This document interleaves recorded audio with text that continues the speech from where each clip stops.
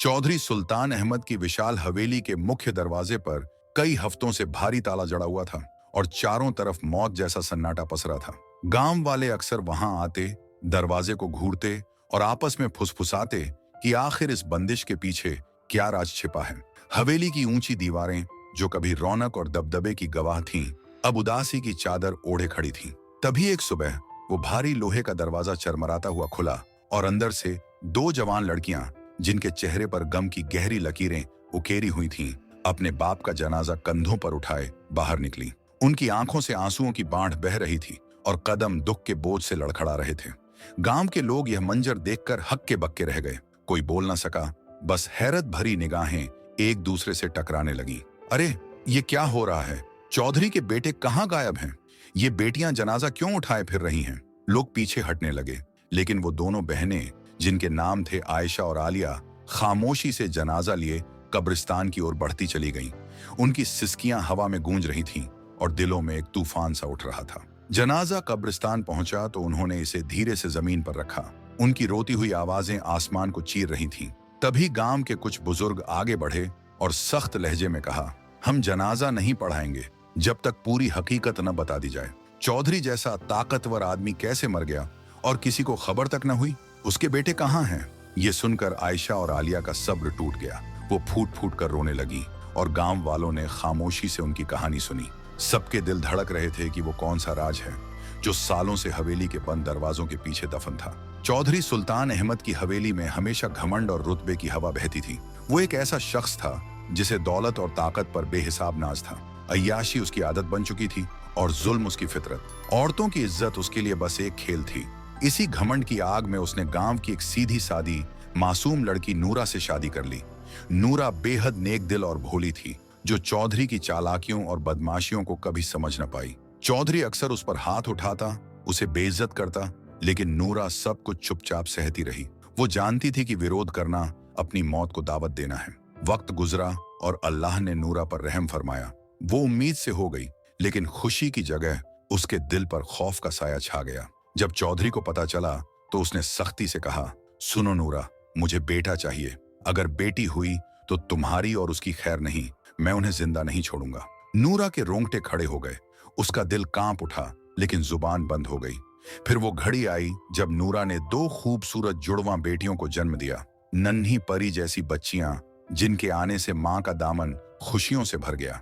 लेकिन जैसे ही ये खबर चौधरी तक पहुंची, वो आग बबूला हो गया। कमरे में दहाड़ते हुए नूरा पर टूट पड़ा। इन्हें मेरी नजरों से दूर कर दो। अगर हवेली में देखा तो याद रखना, तुम सबकी शामत आएगी। नूरा की आंखों से आंसुओं की बौछार हो गई। उसने अपनी कमजोर बाहों में रोती बिलखती बच्चियों को समेट लिया और दिल पर पत्थर रखकर हवेली के पिछवाड़े की ओर चल पड़ी। उसके कदम भारी थे, लेकिन बेबसी उसे खींच रही थी। वो नौकरानी के सबसे छोटे कमरे, एक पुराने क्वार्टर में पहुंची, जहां एक बूढ़ी नौकरानी अम्मा जान बैठी थी। नूरा ने कांपते हाथों से बच्चियों को उसके हवाले किया। अम्मा जान, ये मेरी जान की टुकड़ी है, इनका ख्याल रखना। मैं कुछ नहीं कर सकती, बस तुम्हारे रहम पर छोड़ रही हूँ। अम्मा जान ने लरजते हाथों से बच्चियों को थामा और उनके मासूम चेहरों को निहारा। नूरा ने एक एक को चूमा, अपनी ममता का आखिरी कर्ज उतारा और नम आंखों से लौट गई।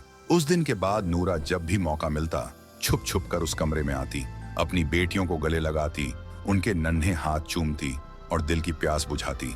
लेकिन हकीकत ये थी कि आयशा और आलिया को हवेली की दहलीज पार करने की मनाही थी। वो माँ बाप के होते हुए भी अनाथों जैसी जिंदगी जी रही थी। उनकी माँ हर पल टूटती थी, लेकिन कुछ कर न पाती। उनका हिस्सा बस क्वार्टर की तंग गलियां और अम्मा जान की गोद थी। फिर अल्लाह ने दोबारा नूरा पर मेहरबानी की। वो फिर उम्मीद से हुई। उसके दिल पर फिर खौफ छा गया। वो रात दिन रो रो कर दुआ मांगती, या अल्लाह, इस बार बेटा दे, मैं और दुख नहीं सह सकती। उसकी दुआ कबूल हुई। नूरा ने दो जुड़वां बेटों को जन्म दिया। इस बार चौधरी की खुशी का ठिकाना न रहा।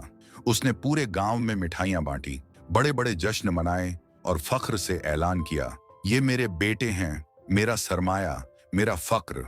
नूरा कोने में खड़ी सब देखती रही। उसके होंठ खामोश थे, लेकिन दिल जख्मी। वक्त की रफ्तार से आयशा और आलिया बड़ी होने लगी, लेकिन माँ बाप के प्यार से महरूम। उनका दिल भी हवेली के आंगन में खेलने को तरसता। एक दिन जब वो 6-7 साल की थीं, खेलते खेलते हवेली के सहन में पहुंच गईं। उनकी आंखों में सपने थे, दिल में आरजू, लेकिन अचानक चौधरी की गरजदार आवाज गूंजी, ये मनहूस लड़कियां यहाँ क्या कर रही हैं? मेरी हवेली को अपवित्र कर रही हो, निकालो इन्हें। दोनों सहम गईं, हाथ पकड़कर रोती हुई भागी और क्वार्टर में छुप गईं। नूरा का कलेजा फट गया। वो खून के आंसू रोती रही, लेकिन बेबस थी। चंद दिन बाद नूरा ये दुख सह न सकी। उसकी नाजुक जान टूट गई और वो अपने रब के पास चली गई। अब आयशा और आलिया पूरी तरह बेसहारा। बस अम्मा जान उनका सहारा थी, जो मां बनने की कोशिश करती। दूसरी तरफ चौधरी ने बेटों अहमद और फहीम की परवरिश अपने रंग में की। घमंड, रौब, सख्ती, यही सिखाया। वक्त गुजरा, आयशा और आलिया जवान हो गईं। अम्मा जान भी एक दिन दुनिया से विदा हो गईं। अब दोनों तन्हा।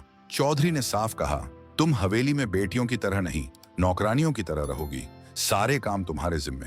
उनकी जिंदगी चूल्हे की आंच, झाड़ू, बर्तनों में गुजरने लगी।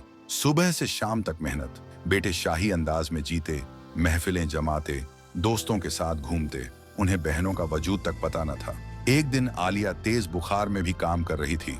कमजोरी से लड़खड़ाती हुई लाउंज में पहुंची, सोफे पर बैठ गई, सिर हाथों में थामा, आंखों के आगे अंधेरा। तभी दरवाजा खुला और चौधरी के बेटों का दोस्त रईस अंदर आया। आलिया को अकेला देख उसकी आंखों में शैतानी चमक। वो पास आया, नरमी का नाटक करते हुए कंधे पर हाथ रखा। क्या हुआ आलिया, ठीक तो हो? आलिया को बिजली का झटका लगा। वो झटके से खड़ी हुई। बेशर्म, हिम्मत कैसे हुई? निकलो यहां से। रईस हंसा, जहरीली हंसी। कौन सुनेगा तुम्हारी? उसने हाथ पकड़ लिया। आलिया चीखने ही वाली थी कि चौधरी अंदर आया। रईस ने धक्का देकर चिल्लाया, अंकल, ये आपकी इज्जत मिट्टी में मिला रही थी। चौधरी का गुस्सा भड़क उठा। बेशर्म, ये हरकत। वो आलिया पर टूट पड़ा, थप्पड़, लातें।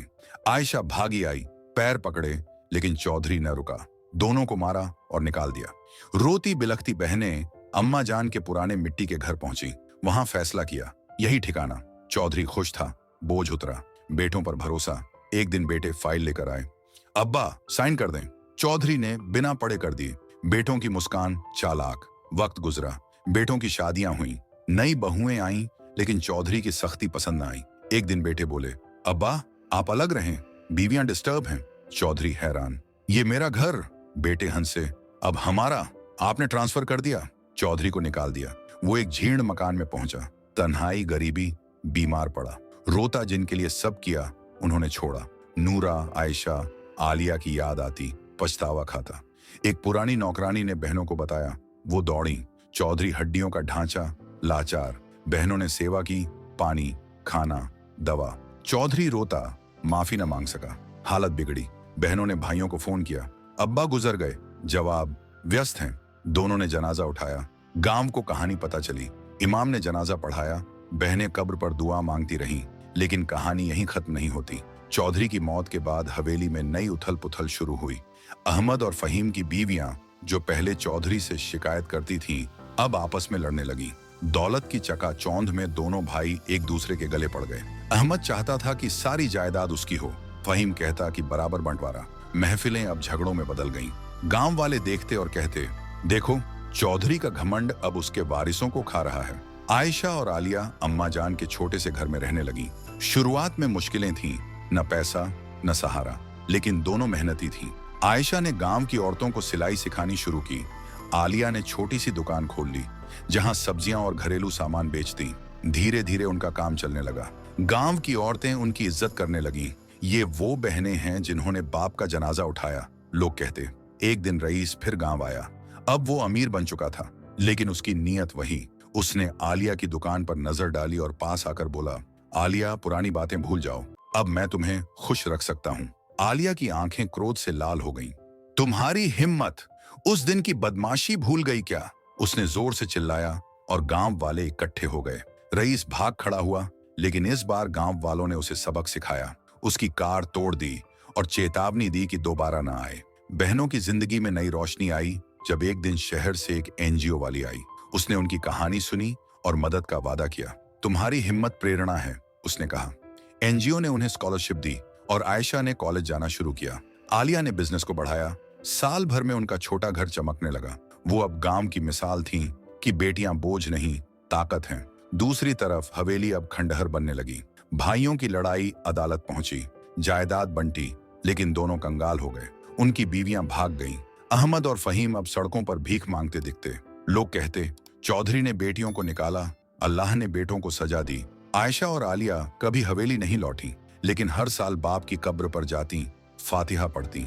उनके दिल में नफरत नहीं, सिर्फ सबक था। एक दिन आयशा ने आलिया से कहा, बहन, हमने साबित कर दिया कि बेटी होना गुनाह नहीं। आलिया मुस्कुराई, हाँ, और जो हमें बोझ समझते हैं वो खुद बोझ बन जाते हैं। गांव में अब नई कहानियां गूंजती। औरतें अपनी बेटियों को पढ़ाती, सिखाती। चौधरी की हवेली की दीवारें गिरने लगी, लेकिन आयशा और आलिया का छोटा सा घर उम्मीद की मिसाल बन गया। उनकी जिंदगी लंबी थी, संघर्षों से भरी, लेकिन अंत में सुकून की। वो खेलती, हंसती और दूसरों की मदद करती। कभी कभी रात को वो अम्मा जान और माँ नूरा को याद करती और आंसू बहाती, लेकिन सुबह नई हिम्मत से उठती। एक बार गांव में बाढ़ आई, हवेली डूब गई, लेकिन बहनों का घर ऊंचाई पर था।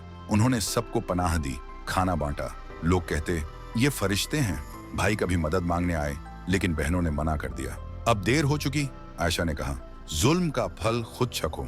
साल गुजरे, आयशा डॉक्टर बनी, आलिया बिजनेस वूमन। उन्होंने स्कूल खोला जहां गरीब बच्चियों को मुफ्त पढ़ाई। उनकी शादियां हुई नेक दिल लड़कों से जो उन्हें इज्जत देते। बच्चे हुए जिन्हें वो प्यार से पालती। कभी पुरानी यादें आती तो वो कहती, दुख ने हमें मजबूत बनाया। चौधरी की कब्र अब घास से ढकी थी, कोई नहीं आता था, लेकिन बहनें हर ईद पर फूल चढ़ाती। अब्बा माफ कर दिया, वो कहती, अल्लाह तुम्हें माफ करे। और गांव वो बदल गया। बेटियों को बोझ नहीं, रहमत समझा जाता। आयशा और आलिया की कहानी हर जुबान पर थी, एक सबक, एक प्रेरणा। दौलत चली जाती है, घमंड टूट जाता है, लेकिन नेकी और हिम्मत अमर रहती है। यही जीवन का सच है।